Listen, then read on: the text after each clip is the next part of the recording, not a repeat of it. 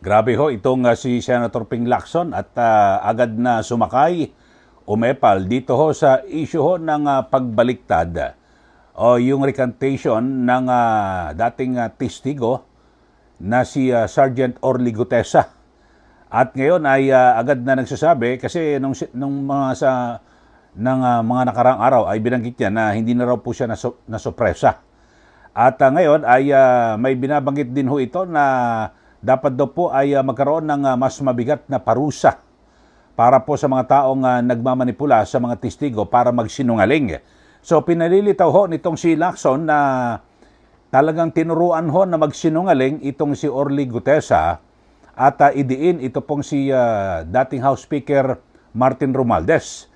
Kung tutuusin ho mga kababayan, kung inyo pong matatandaan, nang humarap si Sergeant Orly Gutesa sa Senate Blue Ribbon Committee na pinamumunuan noon ni Senator Dante Marcoleta, ito hong si Lacson ang isa po sa parang pumipigil ho. At di ba, yung bumablangka at kanyang binutasan po ho Di ba yung affidavit, yung nagnotaryo sa affidavit ni Gutesa.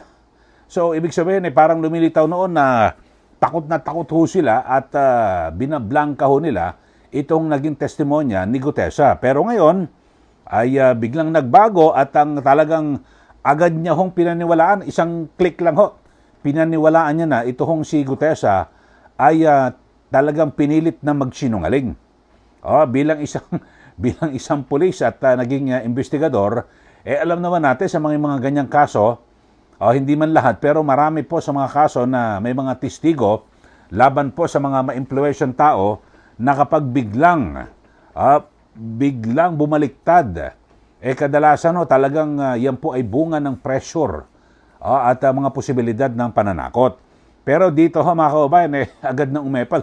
Alam nyo ho, Nobyembre 12 pa lang 2025 noong nakarang taon, ay ito hong mismong si Senator Amy Marcos, nagsasabi na ho siya na nako, yung pagharap niya ni Gutesa dito sa Senado, pagkatapos yan sigurado yan ay gigipitin, pe-pressurein at para bumaliktad yung kanyang mga sinabi dahil sa napakabigat at mga bigatin ho yung kanyang mga yung inakusahan, di ba, si dating Speaker Martin Romualdez at dating Congressman Zaldico. At ang sinasabi, di ba, nag-deliver siya ng mali-malitang pera. Yun ho, pero itong si Senator Lacson, talagang alam nyo na ho, no, na parang agad niyang gusto niyong idiin agad Ito pong si Senator Dante Marcoleta. Di po ba? Ito, balikan lang ho natin mga kababayan, ito hong naging pahayag ni Senator Amy Marcos. Importante ho ito Kasi birin mo, sinabi niya noong pa,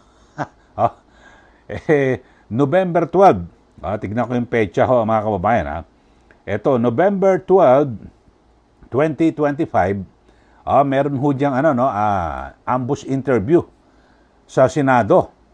At nakusaan ay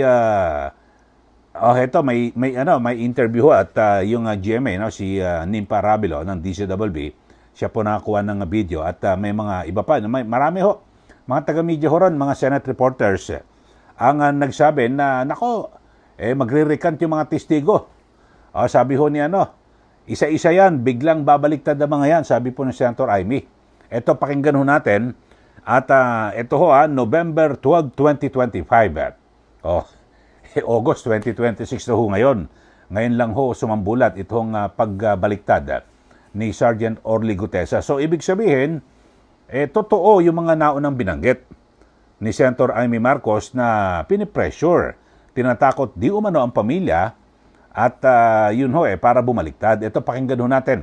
Tapos babalikan ho natin si Senator Lacson na kung saan ay sumasakay at nakahanap po ng butas, gustong dikdikin.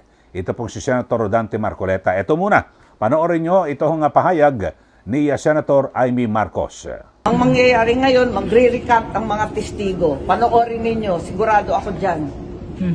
Isa-isa yan na biglang babaliktad dahil premature, tinakot ang pamilya at halos tinutukan ang asawa at anak. Sino yun? Alam na ninyo kung sino yung pinakamatindi ang testimonya. Gutesa? Gutesa. Kasi pinakamabigat ang kanyang testimonya. Dahil doon, may personal knowledge at matapang na ibinunyag ang lahat. Talaga naman, tinakot ng todo-todo ang mga pobreng testigo. Hindi tama itong gawain nila. O yan po, maliwanag po. May pecha pa ho, November 12, 2025, ngayon August 2026 na ho.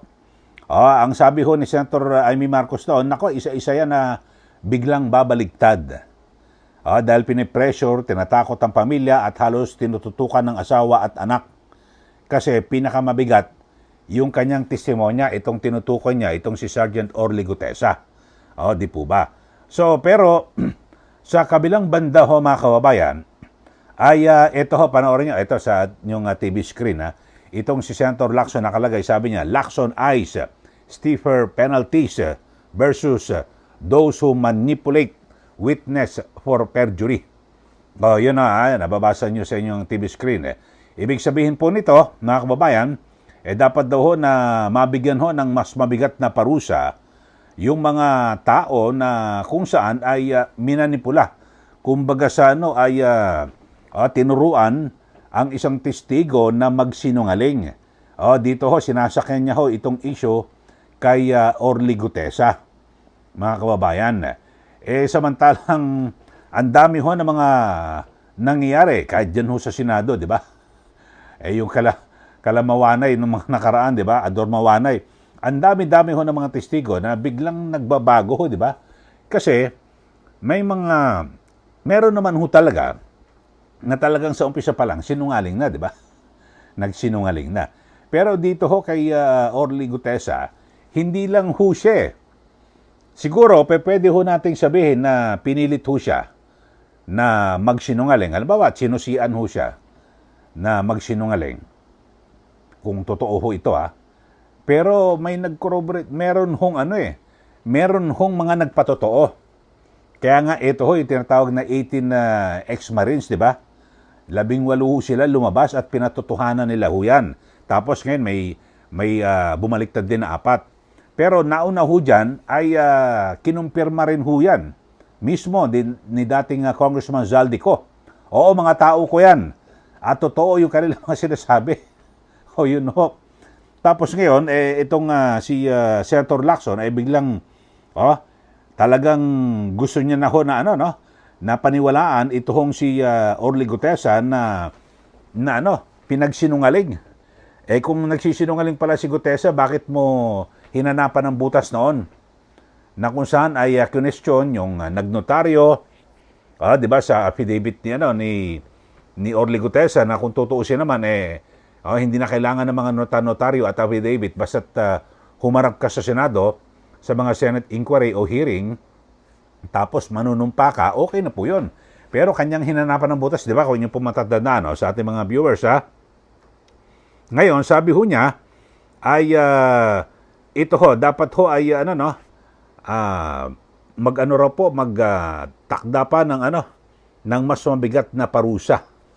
Sabi ho niya ay although ito hong recantation ay hindi na raw po sorpresa, pero sabi niya ay dapat daw na amyendahan itong anti-perjury law o RA Republic Act number 11594 na kung saan ay napasa noong October 2021 na kung saan ay nagpapataw ho ng mabigat na parusa sa mga taong nakapag-commit at siyempre ng pagsisinungaling at mapuwersahan daw ho ang tao na gumawa ng mga false testimony o maling testimonya under oath, ayun ho.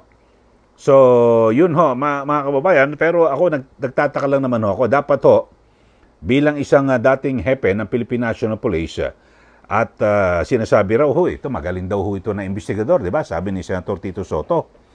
Kung magaling ho siyang investigador, sana ay inimbestigahan ho muna kung totoo yung mga naunang paratang at mga aligasyon. November pa lang ho, November 12, 2025, may binabanggit na ho itong si Senator Amy Marcos at maging ito hong si dating Congressman Mike Defensor, kung niyo pong matatandaan, binanggit niya na rin ho yan na talagang meron pong nanggigipit dito kay Gutesa at alam niyo ho, babalikan lang ho natin.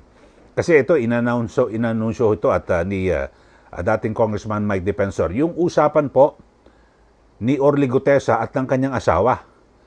So yung kanilang usapan na sabi ho ni Gutesa ay meron daw pilit na pinapipirmahan sa kanya na affidavit na hindi niya naman sinabi, na hindi niya naman alam.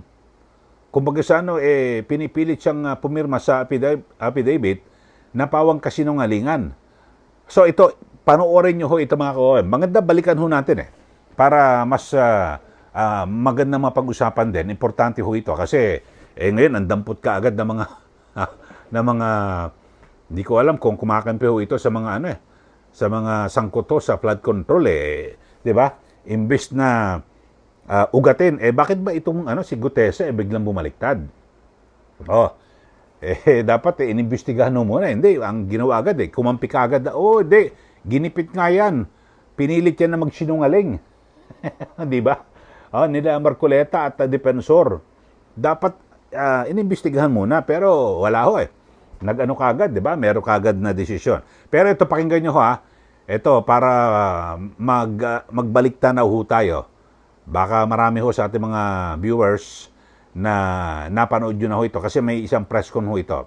At ipinakita ni dating Congressman Mike Defensor, ipinarinig yung usapan ho sa telepono ng ni Sergeant Orly Gutesa at ng kanyang may bahay. Ito, panoorin nyo ho mga kababayan at pakinggan.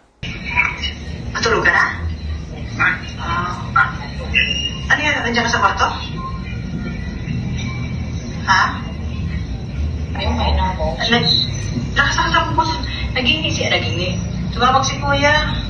Pinukumusta ka. Ulitin mo daw yung sinabi mo kanina na binibidyohan ka para may record. May record kami, i-record namin.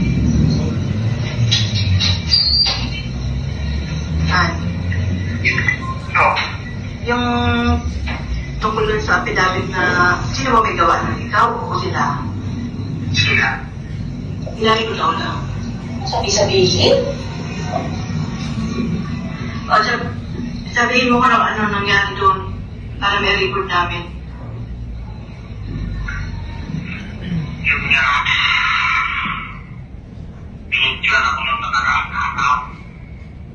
Tapos binasa ko yung statement na may mga sinigit silang na hindi ko totoo. Na hindi na si Maclean na pati si Defensor. Na sinabi nila doon sa statement na pinanakuhan ako ng pira, pamayanan ko. At sinabi pa daw na hindi na sa inyo. Wala akong alam doon sa delivery doon sa bakit yung practice. Yun lang ang nakalagay doon na ayaw ko dapat naman. Hindi lang nakabungan ng statement na sila naman. Yun lang ang pinirmahan mo. Yun Yun lang lang yan. yung nakasinit doon sa ano mo. Saan ba yan? Sa pinakahuli? Hindi nasa yung pang Gitna? dahil sa kapit yung kita ko na tapos may upang. O yun po, napakinggan nyo mga kababayan. So maliwanag ho, noon ho yan ay talagang nagtago ho itong si Gutesa At nung yun ho, biglang hindi na po sumipot, 'di ba, sa mga pagdinig sa Senado. Tapos ay sinabi ni Defensor na yun nga ho, may mga panggigipit, biglang 'di ba, nawala to. Tapos nag-usap yung kanyang asawa, si Sergeant Orly Gutesa at itong yung kanyang asawa. At bago magsimula yung pag-uusap, kasi hindi mo pwedeng sabihin gawa-gawa lang ho ito na sinabi ng asawa, ulitin mo ra yung napag-usapan natin. Ito, naka-record ito. Usapan natin ngayon. So, sinabi na hindi pwedeng winirtap Maliwanag, sabi ng asawa niya kay Sergeant Gutesa, tumawag si Kuya Siguro ang binabanggit niya kung sino man, si Mike Defensor, kung sino man ng Kuya. Sinasabi niya, ulitin mo ra yung sinabi mo. Ito, naka-record ito. So, alam ni Orly Gutesa na naka-record. So, binanggit niya ho. yung mga ginagawa sa kanya. Alam nyo ho, mga kababayan, kung talagang gusto ho na magkaroon po rito ng tunay na katarungan, ugatin ho, totoo ba na talagang itong si Gutesa ay bumaliktad dahil sa, wala ho, voluntaryo raw. Wala raw hong pumilit sa kanya. Yung mga napapaulat noon na pinipressure siya, tinatakot siya, pati yung kanyang pamilya. At yung usapan ngayon, sila, yung mag-asawa. O ano ho yun? O di po ba? So, maliwanag na maliwanag ho rito. At yun nga ho, nakapagtataka rin ho na pagka nilabas ho ng pahayag na bumaliktad na ito pong si Sergeant Orly Gutesa, isang saglit lang ho, agad na nagsumiti po ng supplemental affidavit. Ito ho nga kampo ni dating Speaker Romualdez. At yun ho, tangan-tangan ho, nakasama na ho yung affidavit of recantation, yung pagbaliktad ni Gutesa. So, ibig sabihin, magpapahina po yun sa kaso laban po kay Romualdez. Kayo ho, ano masasabi nyo ho rito? No? Kasi, ito, nakita ko lang ho, at talagang dire-diretso at mabilisan na talagang itong si Senator Lacson ay agad na sumakay. Hindi man lang siya nagpasubali na yan kay Gutesa, siguro tignan muna natin at talagang imbestigahan kung yan ba ay hindi pinressure. Hindi. Agad na kinampihan agad itong si Gutesa na oo nga at dapat nga magkaroon ng batas na mas mabigat na parusa sa mga taong nagpilit na magsinungaling ang isang testigo. So, parang pinalalabas na ho ni Senator Lacson na itong si Gutesa ay totoong pinilit ni na Senator Rodante Marcoleta at dating Congressman Mike Defensor para magsinungaling. Yun ho. Paano? Sobra naman ho talaga, mga kababayan, di ba? Kayo, ano masasabi nyo rito? Sige, magbigay na po kayo ng comment dito po sa ating channel, dito po sa ating issue na pinag-uusapan na kung saan ay biglang umepal ito pong si Senator Lacson, agad na idinidiin ito pong si Senator Marcoleta at Congressman Mike Defensor at agad niyang kinampihan, tila kinampihan ito pong si Sergeant Orly Gutesa na kung saan yung pagbaliktad, alam naman natin na makikinabang ay ito pong si dating Speaker Martin Romualdez kasi siya po ang nasasalang sa kaso at siya ang inakusahan noon So siya makikinabang ngayon sa pagbaliktad, di po ba? Sige, magbigay na po kayo ng comment dito po sa ating channel. Sa mga bago lang po, subscribe na po kayo at huwag niyo po kalimutan na i-like at i-share. Sundan niyo rin po yung aking FB page, Ka Eli Saludar. Maraming salamat muli. Ito po si Ka Eli. Magandang araw po sa ating lahat.